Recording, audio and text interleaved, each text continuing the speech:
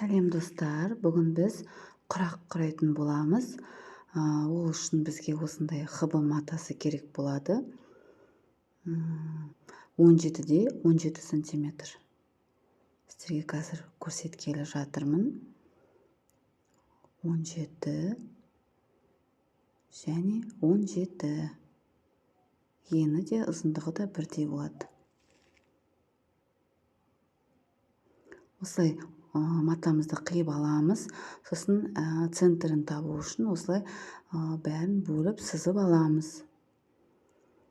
Және бізге велюр матасынан ені 3 сантиметр екі түрлі түсті мата керек болады. Мына ені 3 сантиметр. Ұзындығын біз өзіміз тігуге байланысты керек болады. Енді біз ортамызда мата орнату үшін осы матамыздың ені мен ұзындығы 3 сантиметр. Осылай қақ ортасына қойып центрін тауып аламыз. Әрбір бұрышы осы сызылған жермен бірдей болу керек бұрышы. Мұны мен сіздерге көрсетіп тұрмын. Дәл осылай қарап жасаңыздар.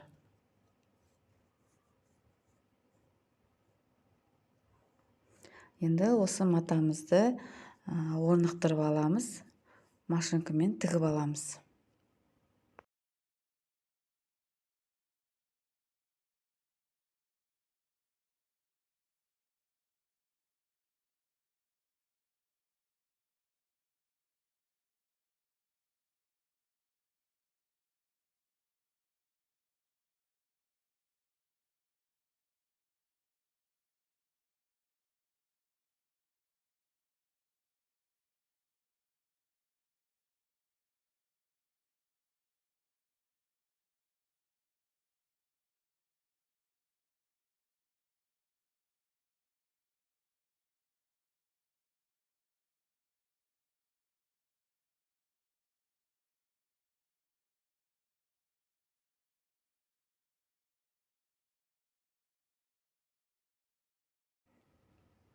Сіздерге көрсетіп отырмын.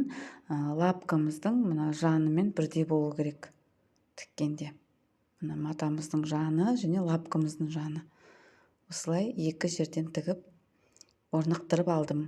Енді келесі велюр лентамызды осы матаға оң жақ бетіне қарама-қарсы қойып, бір жағын тігіп шығамыз.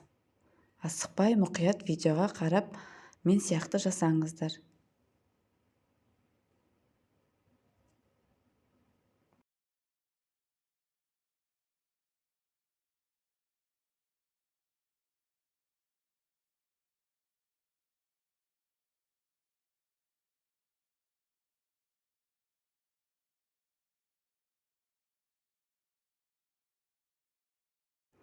Осылай жібімізді үзбей жайлап тартып аламыз.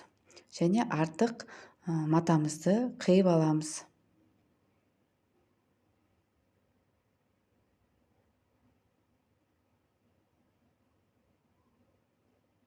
Мен де осы ши құрақты бірінші рет жасап тұрмын. Сол үшін мен жасағаным шықты. Дәл осылай жасасаңыздар, сіздер де шығады.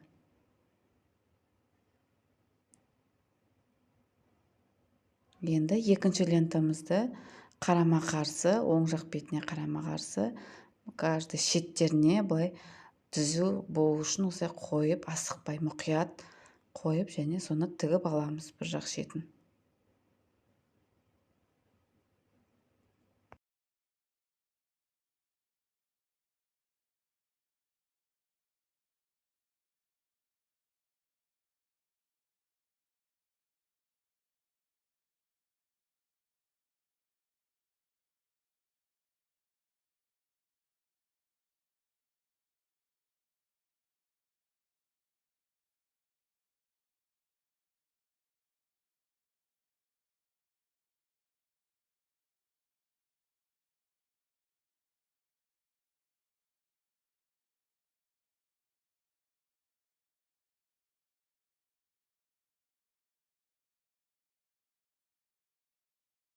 Енді екінші жағына ақ түсті велюр матамызды қоямыз.